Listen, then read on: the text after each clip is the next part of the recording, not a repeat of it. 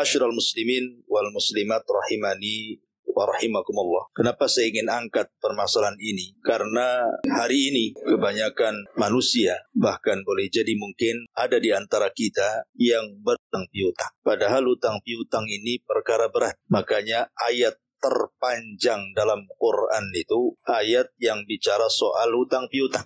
Dan itu bisa kita lihat dalam akhir-akhir dalam surah Al-Baqarah. Hampir satu muka tuh ayat bicara soal hutang. Ma'asyiral muslimin yang dimuliakan Allah Subhanahu wa taala, selama manusia masih membiasakan untuk berhutang, maka selama itu manusia tidak akan bahagia hidup. Ingat bahwa selama manusia terbiasa berhutang, maka selama itu dia tidak akan mendapatkan kebahagiaan dalam hidupnya. Ma'asyiral muslimin yang dimuliakan Allah Azza wa Jalla, kalau kita cerita tentang hukukul mayyit, hak-hak yang harus kita tunaikan kepada orang yang meninggal dunia, maka yang pertama kali yang harus kita lakukan sebagai ahli warisnya adalah membayar hutang. Jadi kalau ada orang yang meninggal dan kita sebagai ahli warisnya, maka yang pertama kali dilakukan ahli waris adalah ada tidak dia hutang kepada orang. Kalau memang tidak ada, alhamdulillah. Tapi kalau ada, maka sisihkan dari harta waris itu, bayar dulu hutang-hutang. Kalau sudah terbayar hutang-hutangnya,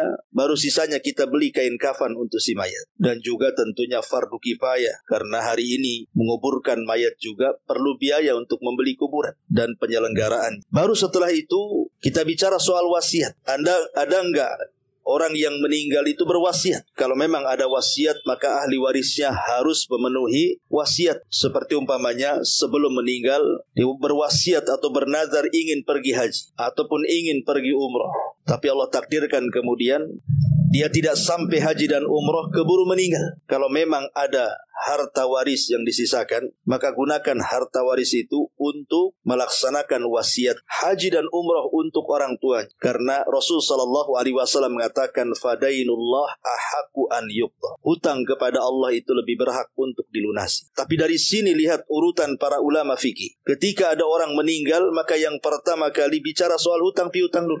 Karena begini, nanti pada hari kiamat ada dosa-dosa yang terkadang dimaafkan oleh Allah Subhanahu wa taala, tapi ada dosa yang tidak bisa dimaafkan kecuali harus ada qisas. Salah satunya adalah hutang piutang. Sebanyak apapun amalan yang kita lakukan di dunia, sampai pun kita ini ke taraf jihad sekalipun, berperang di jalan Allah kemudian sampai mati syahid, kalau yang mati syahid ini punya hutang, maka dia tidak akan langsung masuk surga. Kata Nabi SAW, kullu syahidin maghfurun illa sahibu daid.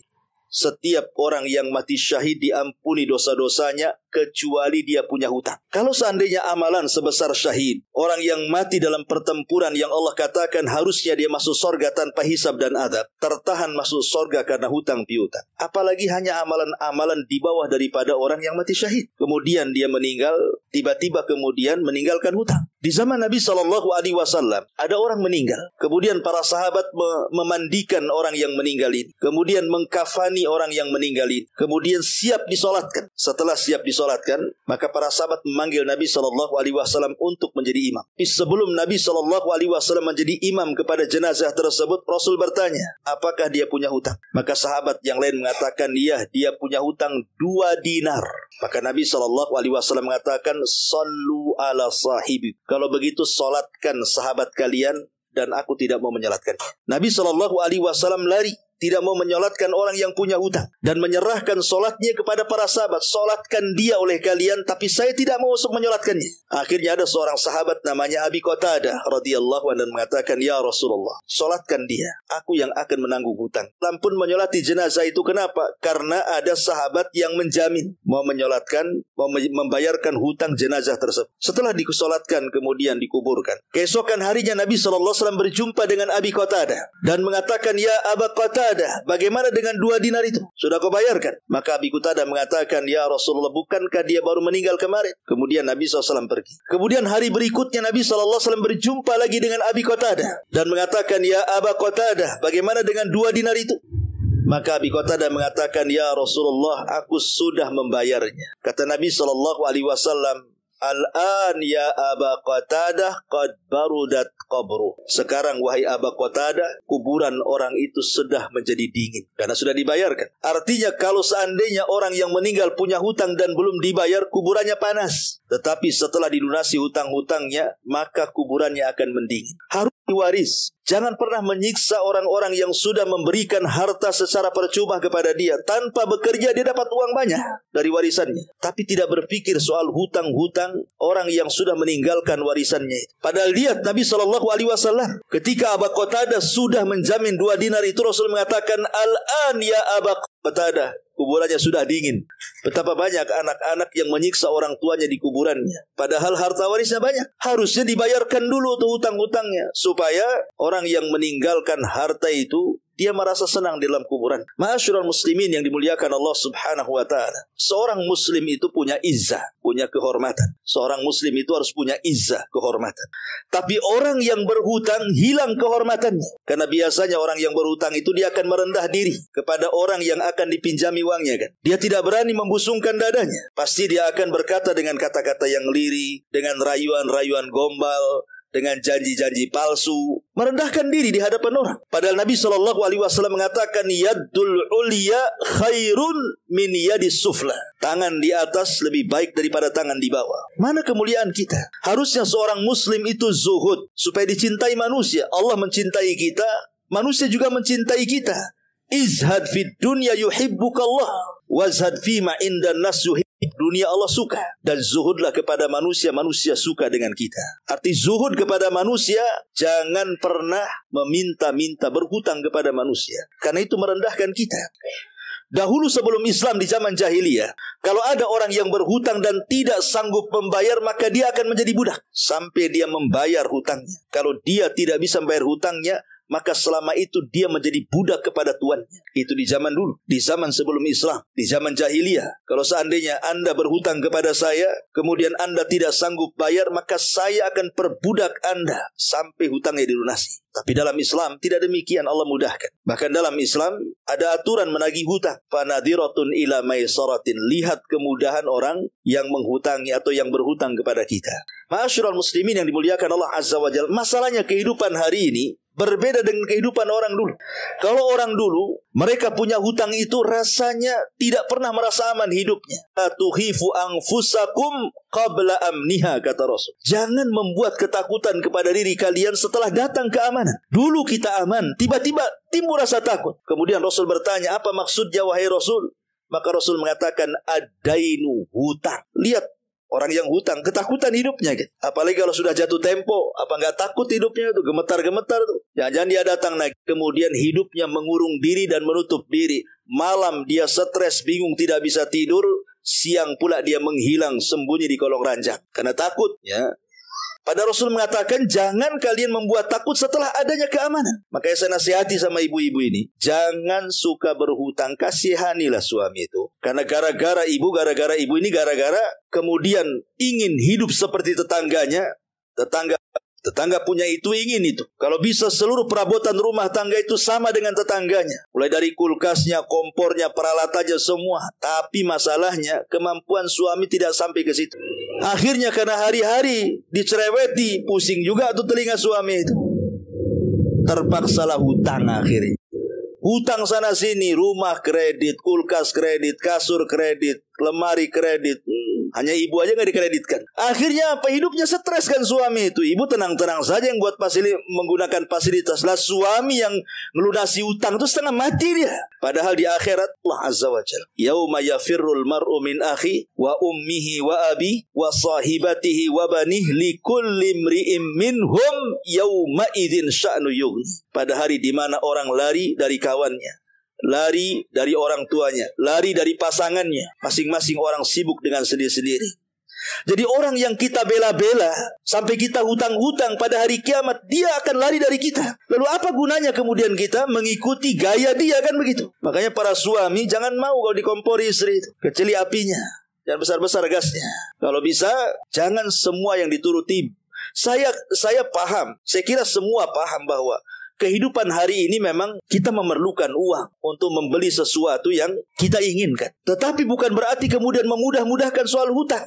Boleh kita berhutang dalam kondisi memang kita ada hajat dan kebutuhan. Anak sakit mau berobat tidak punya uang, terpaksa hutang, tidak ada masalah. Ya. Kita masih nyewa, ntar lagi mau datang nih orang yang punya rumah. Kalau kita tidak bayar kita akan diusir. Mau tinggal di mana? Terpaksalah hutang. Tidak ada masalah. Ada mendesak, ada kebutuhan namanya. Ini tidak ada yang mendesak, anak ya sehat, rumah-rumah sendiri, ya kan? Kemudian peralatan-peralatan rumah tangga pun ya cukuplah walaupun masih lama gitu ya. Tapi kan bisa dipakai. Tapi karena terhasut dengan tetangganya, pengen kompornya sama, pengen kulkasnya sama, piring, gelas semuanya kalau bisa sama, yang harganya tinggi-tinggi. Untuk apa coba? Nggak ada gunanya itu. Toh juga yang lama masih bisa dipakai, kenapa minta pula yang baru? Hutang. Disitulah kata Nabi SAW, menjadi rendahlah manusia, hilang kebahagiaannya.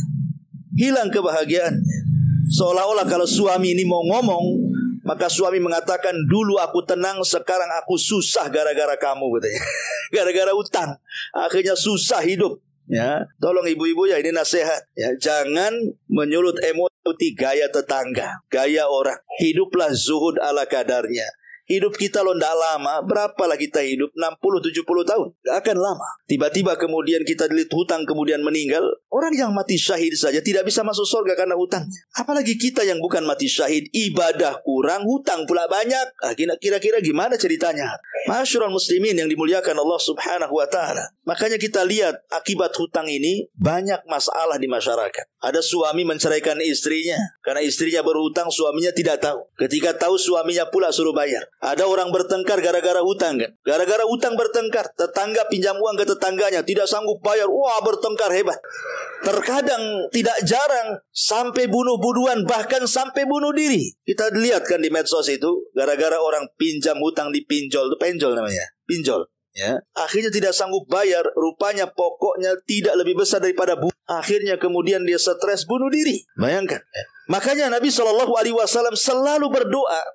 Apa doanya? Kata Nabi SAW, Allahumma inni a'udzubika minal ma'sami wal maghrab. Ya Allah, aku berlindung dari kamu untuk banyak melakukan perbuatan dosa dan untuk terjerumus kepada hutang piutang. Dan Rasul selalu membaca di akhir tasyahud sebelum salam. Dan terus membaca doa ini. Sehingga kemudian Rasul ditanya, ya Rasulullah, terlampau banyak engkau membaca kalimat Allahumma inni a'udzubika minal ma'sam wal maghrab. Kenapa engkau selalu berlindung dari hutang piutang, ada apa wahai Rasul? Maka Nabi SAW mengatakan, ya fulan, innar rajul, sesungguhnya seseorang itu, apabila dia berhutang, fahaddatsa fakadzab, ketika dia bicara pasti dia dusta, wa wa'ada fa'akhlaf, kalau ngomong dusta, kalau janji pasti dia ingkari. Kan begitu orang hutang ya. Coba saja, ada orang yang berhutang kepada antum, kemudian ditentukan waktu bayarnya 2 atau 3 minggu atau sebulan, 2 bulan atau setahun, 2 tahun. Ketika sampai di waktu temponya, kemudian kita datang, dia tidak sanggup bayar. Pertama mungkin dia tidak bohong, saya tidak ada uang. Kedua, ketiga, keempat, pasti dia bohong. Kemudian setelah bohong dia pun menjanjikan, nantilah kalau bisa minggu depan. Setelah datang minggu depan, pasti diingkari janjinya. Itulah kenapa kemudian dosa itu bisa melahirkan dosa yang lainnya. Awalnya dosa tidak mau bayar hutang, meningkat kepada dosa dusta, meningkat kepada dosa khianat. Jadilah dia munafik. Karena di antara tanda-tanda munafik itu, idza haddatsa kadzab, apabila dia ngomong berdusta. Wa idza wa'ada akhlaf, kalau dia menjanjikan sesuatu dia khianati janjinya. Dan itu cirinya ada di orang yang berhutang. Kan gitu ya. Dua perkara ini ada di orang berhutang. Makanya masyarul muslimin yang dimuliakan Allah Azza wa Jalla, banyaknya kriminal di masyarakat itu karena utang piutang. Lihat orang yang kemudian akhirnya gara-gara utang piutang dipenjarakan. Di penjara banyak orang yang terkena utang piutang kasusnya. Kemudian dia tidak sanggup membayar, terkadang kemudian dia pergi dan memang betul-betul dia mencuri uang itu dengan cara apa? Diblokir nomornya, pindah rumahnya, dihilangkan jejak alamatnya. Sehingga orang yang punya uang mau nagih utang tidak tahu di mana dia. Kan dia sama dengan pencuri itu namanya. Makanya kenapa Nabi SAW mengatakan kalau punya utang bayar. Karena kalau ada niat untuk membayar, Allah akan tolong bayarannya. Jadi Allah akan menolong, berupaya memudahkan bagaimana caranya mencari harta untuk membayar hutang.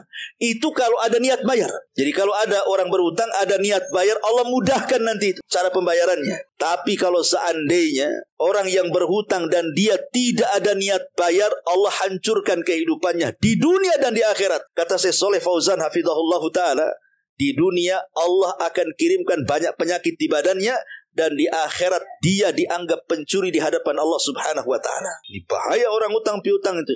Di dunia Allah kirim banyak penyakit nanti. Kalau orang punya utang enggak dibayar, nanti macam-macam penyakit datang. Dan di akhirat menghadap Allah dia dinyatakan sebagai pencuri dan kelak akan dikisos di hadapan Allah Subhanahu wa taala. Ma'asyiral muslimin yang dimuliakan Allah Azza wa Jalla. Maka kalau bisa sebisa mungkin zuhud kita ini.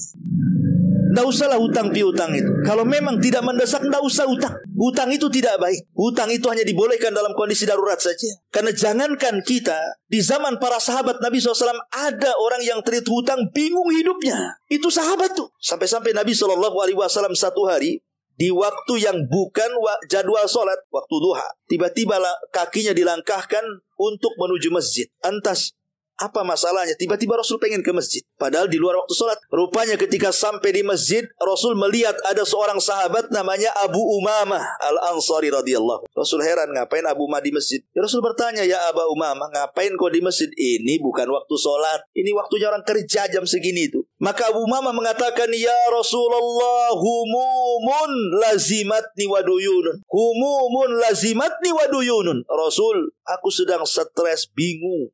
Lihat, sahabat saja bingung, stres. Tapi sahabat Nabi SAW mengajarkan kepada kita, kalau kita terlilit hutang, bingung, stres, kemana kita melangkah? Ke masjid. Minta kepada Allah Azza wa Jalla agar Allah membantu kita. Makanya Abu Umamah ini ke masjid. Langsung sholat, ibadah, doa. Dan setelah kemudian bermunajat kepada Allah Azza wa Jalla, berdoa karena urusan dia, stres dia, utang dia, tiba-tiba apa? Allah mengutus Nabi untuk datang ke masjid kan? Untuk apa Nabi datang ke masjid? Memberikan solusi, dan itu bentuk ijabahnya doa Abu Umamah. Jadi Nabi mengatakan kepada Abu Umamah, ya, yang kalau engkau baca di pagi dan sore hari, kujamin bingungmu akan hilang, hutangmu akan terlunasi gitu. Tapi kau harus yakin. Akhirnya kemudian Abu Umamah mengatakan, bala ya Rasul, tentu wahai Rasul, kalimat apa itu yang harus aku amalkan? Maka Nabi SAW mengatakan, katakan ya Aba Umamah di pagi dan petang hari, Allahumma inni a'udzubika minal hammi wal hazan. Allahumma inni a'udzubika minal hammi wal hazan. Kemudian wal jubni wal bukhl wal azzi wal kasal wa ghalabati daini wa qahrir rijal, kata Rasul. Katakan ya Aba Umamah, udzubika minal hammi wal hazan. Ya Allah, aku berlindung kepadamu dari kegundahan dan kesedihan. Wa minal ajzi wal kasal, dari kelemahan dan dari kemalasan. Wa minal jubni wal bughli, dan dari kepengecutan dan kebakhilan. Wa min ghalabati daini wa qahri rijal, dan dari terkalahkan hutang manusia atau terkalahkan jasa manusia. 8 permintaan kepada Allah. Pertama, meminta agar bingung kita dihilangkan. Yang kedua, meminta agar sedih kita dihilangkan. Yang ketiga, meminta agar kelemahan kita dihilangkan. Yang keempat, meminta agar kemalasan kita dihilangkan. Yang kelima, meminta agar kepengecutan kita dihilangkan. Yang keenam, meminta agar kebakhilan kita dihilangkan. Yang ketujuh, meminta agar Allah menghilangkan hutang-hutang yang ada pada kita dan menghilangkan kita dikuasai manusia karena jasa baiknya manusia kepada kita. 8 perkara. Rasulullah SAW menyuruh Abu Umamah untuk berdoa, Allahumma inni a'udzubika minal hammi wal hazan wal azzi wal kasal wal jubni wal bukhli wa ghalabati daini wa qahrir rijal. Setelah kemudian berlalu beberapa waktu, Abu Umamah mengamalkan doa ini dengan senantiasa berusaha. Subhanallah, tidak membutuhkan waktu yang lama. Kata Abu Umamah, ketika aku membaca doa ini pagi dan petang, azhaba annil hazan wa qadha anni dain, kata dia. Tiba-tiba hilang kebingunganku, terlunasi pula hutang-hutangku, kata dia. Tapi harus yakin kepada Allah Subhanahu wa ta'ala. Ma'asyiral muslimin yang dimuliakan Allah Subhanahu wa ta'ala, makanya ada doa yang sangat bagus sekali bagi Anda yang telit hutang. Berdoalah dengan keyakinan penuh kepada Allah Subhanahu wa ta'ala. Kemudian doa tidak mungkin akan diijabah kecuali akhdhu bil asbab, mengambil sebab juga. Satu, berdoa kepada Allah, yang kedua ada usaha, dan usaha itu akan Allah mudahkan. Dari Ali radhiyallahu an, Nabi sallallahu alaihi wasallam, dari Ali radhiyallahu an, satu hari ada seorang budak mukatab. Mukatab itu budak yang ingin merdeka dari tuannya, sehingga dia berjanji kepada tuannya akan menyerahkan uang sekian dengan sekian, kalau sudah lunas aku bebas, tidak jadi budak lagi. Tapi kemudian dia tidak sanggup untuk membayar karena besarnya tebusan kepada tuan, malah jadi hutang akhirnya. Kemudian dia datang kepada Ali radhiyallahu anhu mencari solusi bagaimana cara melunasi hutang-hutang kepada tuannya ini. Maka Ali radhiyallahu anhu mengatakan, baik, akan kuajarkan kepadamu beberapa kalimat yang Rasul sudah mengajarkan kepadaku. Yang Rasul sudah mengajarkan kepadaku. Kata Ali, "Lau kana 'alaika mithlu jabalis sir dainan addahullahu anka." Kata Ali radhiyallahu anhu, kalau engkau memang memiliki hutang sebesar gunung, senang nih, dan mengatakan, "Ya Amirul Mukminin, ya Ali, doa apa yang diajarkan Rasul kepadamu?" Maka kemudian Ali mengatakan, katakan, "Allahumma qfini bihalalika an haram. Allahumma qfini bihalalika an haramik." Ya Allah, cukupkan aku dengan kehalalan, cukupkan aku dengan kehalalanmu tanpa memerlukan apa yang kau haramkan kepadaku. Kemudian wa aghnini bifadlika amman siwah, dan jadikanlah aku kaya sehingga aku tidak butuh kepada selain. Doanya hanya Allahumma kfini bihalalika an haramik wa aghnini bifadlika amman siwah. Kan pendek itu. Antum amalkan. Antum baca pagi petang habis sholat, baca saja kalau punya utang itu. Allahumma kfini bihalalika an haram wa aghnini bifadlika amman siwa. Ya Allah, cukupkan aku dari perkara yang kau halalkan kepadaku tanpa aku harus mengambil yang haram. Ya Allah, cukupkan aku, kayakan aku supaya aku tidak berhajat kepada selainmu. Doa ini manjur sekali. Bahkan dikatakan para ulama ini mujarrab namanya. Sudah terbukti. Kalau kita baca doa ini dan kita punya hutang, kemudian kita berusaha, Allah mudahkan usaha kita untuk membayar hutang-hutang kita. Karena bagaimanapun, tanpa pertolongan Allah Subhanahu wa ta'ala, kita tidak bisa melunasi hutang-hutang kita. Hanya dengan pertolongan Allah lah perkara besar menjadi mudah, perkara mudah makin mudah. Tapi kalau tidak ada pertolongan Allah, perkara mudah jadi sulit, perkara sulit makin pula sulit. Ya, tidak bisa menguraikannya.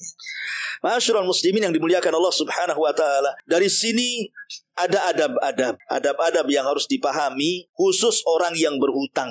Kalau Anda ingin berhutang, lihat adab-adab ini. Yang pertama, lurus dan berpikir tujuan hutang Anda ini apa. Kita harus meluruskan niat. Maksud meluruskan niat itu kita berhutang untuk dibayar. Itu luruskan niat. Bahwa saya hutang itu saya akan bayar. Jangan kemudian kita hutang tidak ada niat membayarnya, maka akan dipersulit hidupnya. Kemudian lihat tujuannya apa. Kalau tidak mendesak tidak perlu hutang. Kemudian yang kedua, tidak berhutang kecuali dalam kondisi darurat. Kalau tidak darurat jangan berhutang. Kemudian yang ketiga, wajib melunasi hutang kalau sudah sampai temponya. Wajib. Kalau tidak kita zalim. Sebab kalau kita tidak melunasi hutang orang, sebanyak hutang yang kita ambil, umpamanya kita berhutang 1 juta, pas waktu temponya tidak sanggup bayar, padahal bisa bayar, kalau dia mau bayar bisa menyicil itu, tapi memang tidak ada niat membayarnya, maka setiap hari pahala sebanyak utang yang kita ambil diberikan kepada orang yang punya utang, diberikan kepada orang yang punya uang. Kan rugi pahala kita diambil setiap hari sama dia. Kemudian berusaha berhutang jangan kepada orang miskin. Kalau berhutang itu sama orang kaya. Betapa banyak orang kaya jadi rentenir, percuma juga jadinya kan. Jadi berhutang itu sama orang kaya. Ini berhutang sama tetangga sama-sama susah. Makanya kalau seandainya tidak sanggup bayar, akhirnya bertengkar, sama-sama susah. Aku ini butuh duit, kau janji bulan depan mau bayar, kau tak mau bayar pula. Wah, bertengkar itu. Maka jangan berhutang kecuali sama orang kaya. Kalau orang kaya seandainya kita tidak sanggup bayar, dia hidupnya pencukup kan gitu ya. Mungkin boleh jadi orang kaya yang baik itu, dia akan mengulur waktu, ya sudahlah. Karena dia kaya masalahnya. Loh, kalau antum berhutang sama orang sama-sama ya ekonominya sama. Oh, itu alamat bertengkar itu. Apalagi utangnya tidak sedikit, banyak. Ya, bisa laporan ke polisi itu. Maka dari sini kalau mau berhutang, cari orang kaya plus baik. Dan jangan berhutang kepada rentenir. Karena hari ini lihat kebutuhan manusia. Akhirnya apa? Hari-hari ketemu riba coba di mana-mana. Seolah-olah bank itu melambai-lambai, utanglah sama saya. Karena apa? Karena melambai-lambai di tiang-tiang. Silakan pinjam dengan bunga kecil kan itu. Ada tuh ya di pagar-pagar, di tiang-tiang, di pohon-pohon pisang itu silakan. Cukup gadaikan sertifikat motor. Jaminannya. Akhirnya apa? Utang tak terbayar, motor pula hilang. Dia pun hilang karena masih belum bayar. Bukan hanya motornya hilang, dia aja hilang karena takut ditagih utang. Ma'asyiral muslimin yang dimuliakan Allah Azza wa Jalla, maka carilah kalau berutang itu sama orang kaya plus dia baik, soleh, supaya kalau seandainya Allah takdirkan kita tidak sanggup bayar, adalah keringanan dari dia. Yang kelima, utang hanya sesuai kebutuhan. Jangan lebih daripada kebutuhan. Ya. Kemudian juga wajib memenuhi janji. Kalau berutang itu jangan asal ngomong untuk dikhianati. Jangan asal ngomong untuk didustai. Memang betul-betul kita berutang dan kita berazam saya akan bayar. Harus seperti itu. Ya.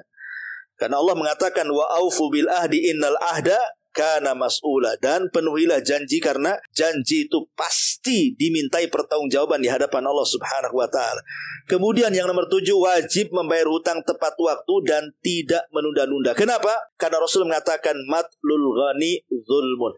Orang yang sanggup memberikan hutang, membayar hutang, kok diulur-ulur waktunya, zalim dia. Zalim ya. Dia sanggup membayar tapi diulur waktu.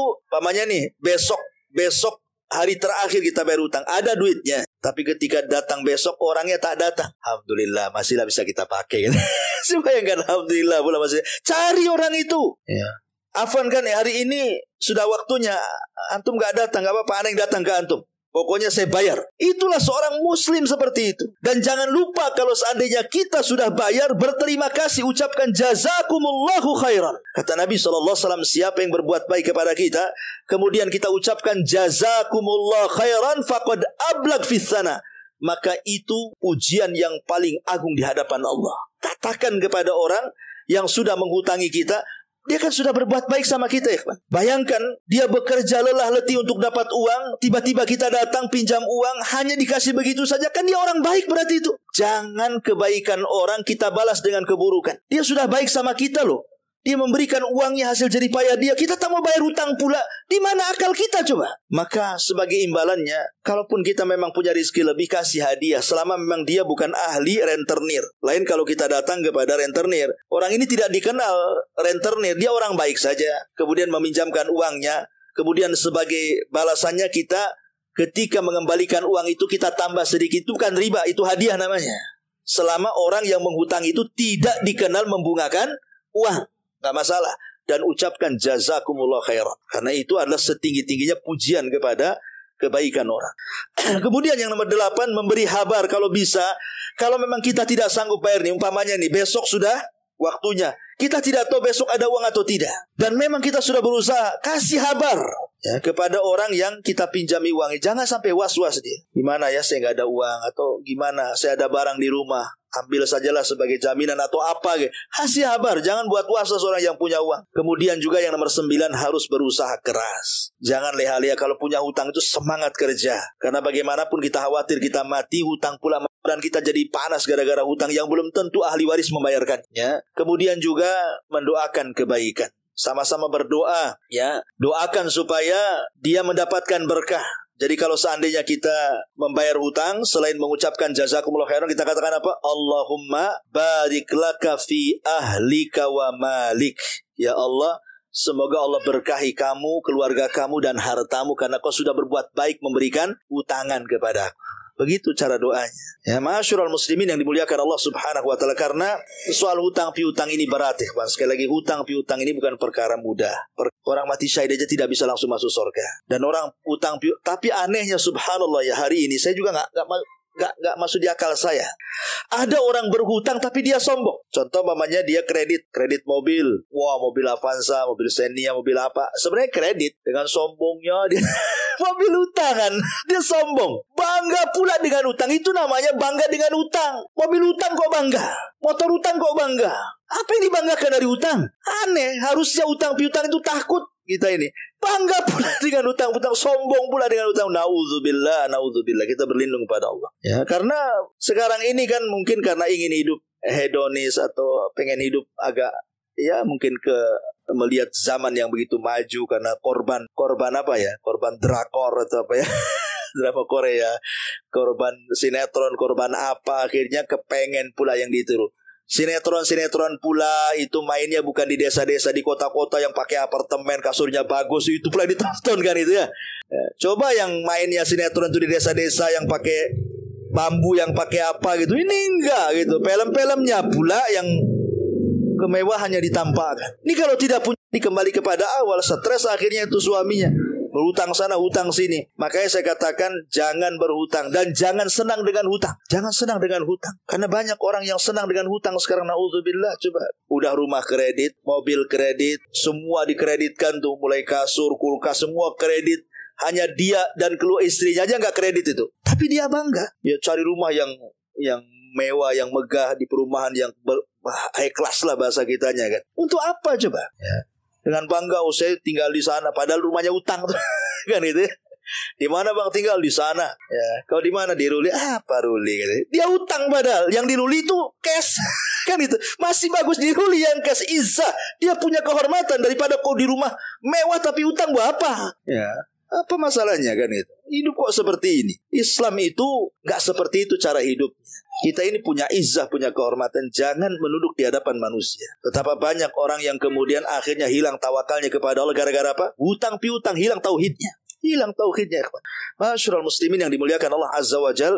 Intinya bahwa Islam sangat melarang hutang piutang. Dan hutang piutang itu murni soal sosial ya. Jangan ada keuntungan dalam hutang piutang. Sebab kalau ada keuntungan dalam hutang piutang, maka keuntungan itu menjadi riba. Gak boleh. Pamannya saya pinjam sama antum uang 100 juta. Kemudian kata antum, apa jaminannya Ustaz? Uang itu besar. Nanti Ustaz tak mau bayar juga. Kata saya, ini saya punya ladang. Ini jaminannya, ini sertifikatnya. Kalau Anda memanfaatkan ladang saya, umpamanya 1 tahun bisa menghasilkan 3 kali, ya, dan terus diambil manfaatnya sampai saya melunasi utang saya, berarti manfaat dari ladang itu hukumnya riba. Berarti saya membayar sisanya saja, umpamanya 1 tahun dari hasil ladang itu 50 juta, berarti saya tinggal 50 juta bayar. Kalau Anda minta 100 juta juga sebagaimana diutangkan, sementara Anda dapat hasil ladang 50 juta, yang 50 juta riba. Karena tidak ada keuntungan dalam hutang piutang. Kalau mau ada keuntungan, jualan, berbisnis, berniaga, itu boleh. Ayo kita kerjasama. Tapi kalau akadnya hutang piutang, tidak boleh mengambil keuntungan. Karena hutang piutang itu murni soal sosial. Kebaikan kita ingin dapat pahala soal hutang piutang. Wallahu a'lam bishawab. Ini yang bisa saya sampaikan. Udah malam juga. Mudah-mudahan ada manfaatnya. Subhanakallahumma wa bihamdika, asyhadu an la ilaha illa anta, astaghfiruka wa atubu ilaik. Allahu ta'ala alam. Assalamualaikum warahmatullahi wabarakatuh.